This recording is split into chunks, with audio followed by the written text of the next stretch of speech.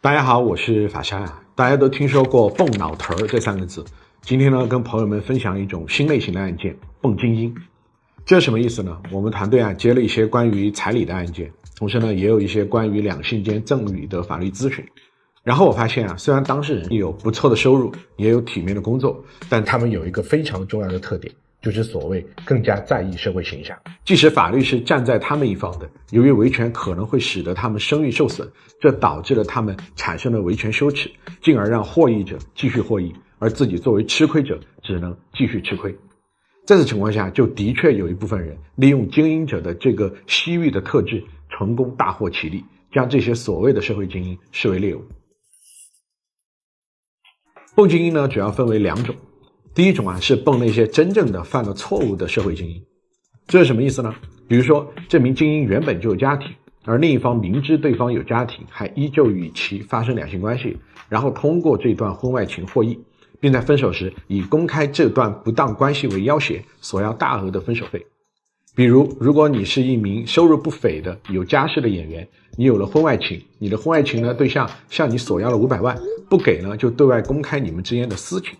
請問，作為一名公眾人物，你是給還是不給呢？如果你給了，對方回頭可能找你要更多；而如果你不給，你很有可能因為自己的這種醜聞導致自己前途盡毀。對方涉不涉嫌敲詐勒索呢？涉嫌。但如果你報案，你維權，那案件曝光以後，在公眾眼中，你不僅是個出軌之人，還會給人要錢不要命的摳搜形象，甚至官司本身能打成什麼樣都是未知數，你可以說是大敗虧輸。在此情況下，面臨上述3個選擇，你會選哪個呢？如果大家要例子，其實不用我明說，當我說到上述情節時，大家在彈幕中想必就已經能夠打出一些名字。即使你不是明星，也不是公務員，你是一個企業家，槍炮一響，黃金萬兩，如果你真的只是涉及到感情糾紛，尚不屬於最難看。對方前腳主動拉着你進自己的公寓，後腳呢就告你性侵，即使最終你並不夠罪，這件事給你事業帶來的影響及最終付出的代價有多大呢？不是沒有例子。所以如果你是那個身價過100億乃至於1000億的企業家，對方若在報案前就找你協商，請問即使是對方要1個億，你即使再憋屈，再心不甘情不願，你是給還是不給呢？而隨着越來越多人發現了這些所謂社會精英的命門以後，有的人就開始學會利用這一點。我們且談一個國外的案例，前段時間不就有一條新聞上了熱搜嗎？雄鹿隊的老板華爾街億萬富豪艾登斯被曝就遭到了一名女子長期威脅，對方不僅索要巨款，還聲稱要公開兩人的私密照片和視頻。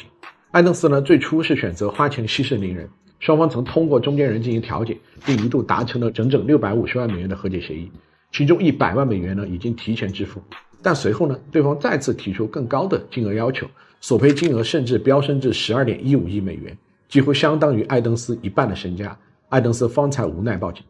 而如果說上述情形公眾尚可罵他們自己有過錯在先，那我接下來要說的另一種情形則最為讓我同情到近乎心疼。因為在這段感情中，他們並沒有過錯，他們最大的過錯就是付出了真心。你身邊也一定有這樣一類朋友，他很聰明，學習成績也很好，甚至很會賺錢，但他呢可能從小就相貌平平，性格呢也內向木訥，缺乏吸引異性的一切特質。從小面對異性，他只能紅着臉偷偷躲開，自然也沒有太多感情經歷及由此產生的兩性經驗。對於那些在籃球場上叱咤風雲，在校園舞台上豔壓群芳的班花班草，他們只能默默地投去豔羨的眼神。長大後，他可能成為一個賺到第一桶金的程序員，也可能是一個生性自閉但在自己所處領域極有造詣的技術高到可稱藝術的匠人。然後呢，終於在某一天，他遇到了一個心動男孩或女孩。那個人外形出众，落落大方，最主要的是有着自己從未感受過的來自對方的主动。你覺得自己兜兜轉轉，總算遇到了那個真正對的人，你決定和對方共度一生。然後呢，對方找你要錢買房，並把房子掛在自己一個人名下。對方找你要100萬彩禮，因為他知道你拿得出來。對方也會告訴你自己遇到了難處，需要你秉着同舟共濟的心，不斷給自己打錢。甚至對方會經常借故與你發脾氣，對你忽冷忽熱，然後你基於哄對方開心的目的，求對方原諒的目的，一筆一筆的將自己所有錢打給了對方。而對方終在將你吃乾抹淨以後，輕輕的說一句我們不合適，我們分手或者離婚。直到那時，你才發現原來自己已然兩手空空，不僅那場自以為是的愛情只是幻覺，自己曾經擁有的財富也就此消失。或許有人會說我上述情節都是杜撰的，但我想會有更多人明白，這些不是空穴來風。這些例子我只是沒提，但即使我不提，我想大家也都知道。諸位可能有所不知，其實很多看似非常成功的所謂精英，他們也是從普通人努力奮鬥成眾人眼中那般光鮮的模樣的。而可惜的是，無論他們再怎麼天才與聰慧，在感情面前，只要他付出了真心，他就一敗塗地。原因很簡單，付出就是愛最主要的表現形式。無論是什麼人，只要他陷入了愛，他就會情不自禁的想要付出，他就會摒棄看似理性的自私，然後在旁人面前顯得自己失了智。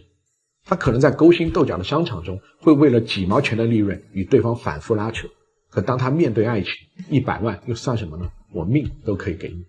從法律的角度，我要說的是，如果是以私密信息乃至於公開醜聞作為要挾，強行索要財物，從刑事的角度，完全可以主張敲詐勒索。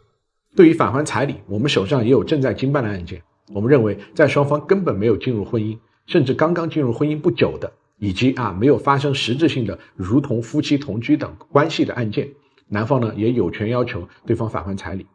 同時即使雙方並未談婚論嫁，甚至連戀愛關係都沒有建立，甚至其中一方在轉賬時就明確備注了相應款項是贈與，根據我們的辦案經驗，你也存在要求對方返還款項的空間。因為已經有明確的司法案例表，在大額贈與中，即使有自願贈與的表述，法院呢仍會穿透審查贈與的真實目的，將贈與呢視為附條件的贈與，認定了贈與暗含了雙方確立戀愛關係或以締結婚姻為目的的期待。如果目的沒有實現，可以認定贈與合同失效，要求返還相應贈與。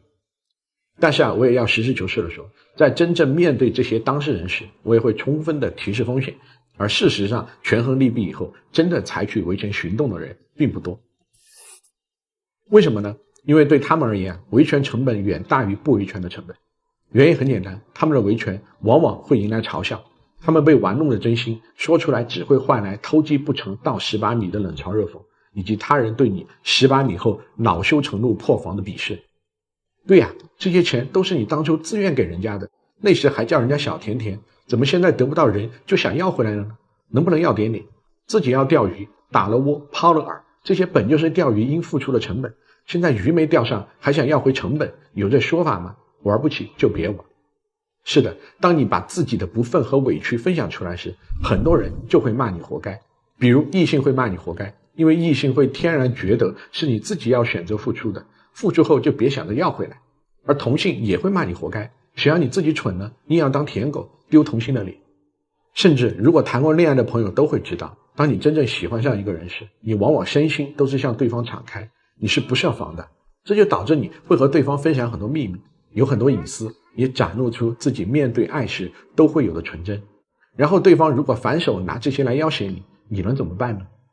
然後梳理有關案件的輿情時，你會發現只有一種情況下你可能會在舆論中占據優勢，那就是你以死明志。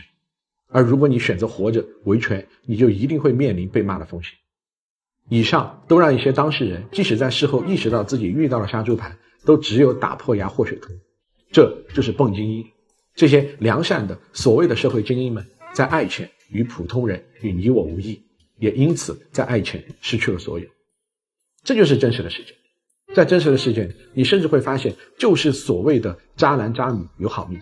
因為能渣本身就意味着他們有兩性交往的能力，而他們頻繁的換偶經歷，不僅能迅速的豐富他們的兩性交往經驗，還能讓他們在不斷的選擇中，最終選到那個最適合自己及自己最想要的伴侶。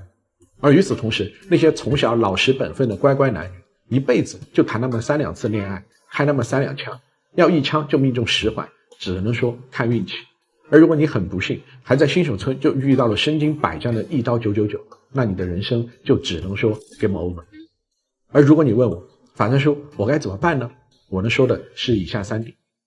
對於確實存在過錯的當事人，我要說，首先，我不是時光老人，我無法讓時光倒流，給你一顆讓一切從未發生的後悔藥。我們每個人都要為自己所做過的事情負責。而對你而言，遇到對你自己的公關危機，你不能上頭，也不能意氣用事。你需要做的最為重要的事，是如何讓这件事對你本人造成的傷害最小。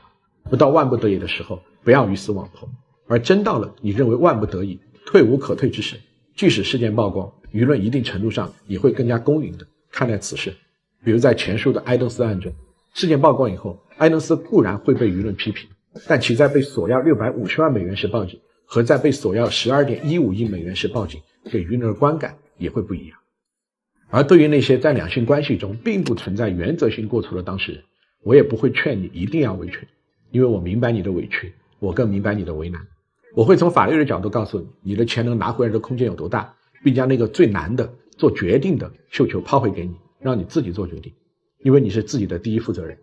但如果你最終真的決定維權，我要對你說，千萬不要受一些極端言論的干擾，認為自己此前的付出確實存在過錯。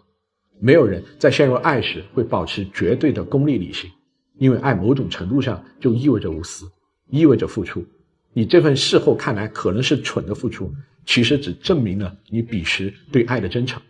所有因此對你的指責都是被害人有錯論，是欺負老實人。在此情況下，如果你經過法律研判確實能把錢要回來，甚至事後法律也確實讓你把錢要回來了，連法律都支持你了，這就說明你沒錯，錯的是對方。最後我希望對每一個想要進入一段兩性關係的人說，眼睛要擦亮。對此我不會只說心靈雞湯，我告訴你們一個切實的分辨方法，即你需要先判斷對方是不是一個值得付出的人，再決定要不要付出。你們一定要記住一句話，任何在两性關係中把另一方的付出視作理所應當的人，都是不值得付出的人。如果一個人但凡有良好的家教，都知道不要隨便亂收他人的東西，不要亂佔他人的便宜。而在生活中，我們為了促進一段關係的發展，都難免會送對方一些禮物，另一方呢，也往往會有卻之不恭的時刻。在此情況下，對方在收到禮物後的反饋很重要。重要的不是那聲謝謝，不是所謂的你真好的誇讚，而是對方會不會對你投桃報李，也有同樣的往來。這是人情往來這4個字的意義。如果你遇到了一個會尊重你付出的人，那你對對方的每一份好，對方會記得，也會對你抱有同樣的反饋。然后在這樣的互動中，你們會更加趨近於成為那種對彼此都能有所成就、有共同成長的良性關係。而如果你一而再、再而三的白白付出、肉包子打狗，那你就要充分認識到你到底想要和對方建立怎樣的關係，到底是純粹的金錢關係，還是要認真考慮共度一生的伴侶關係。歡迎來到真實的法律世界。在真實的法律世界中，就是有時你會遇到一個錯誤的人，然後你就誤了終身。我不是神，無法幫助你們遇到那個對的人，但或許上述這個小建議能讓大家在人面前有一定判斷力。對此我天真的想。我是法山，付費諮詢及案件委託請私信，我們下期再見。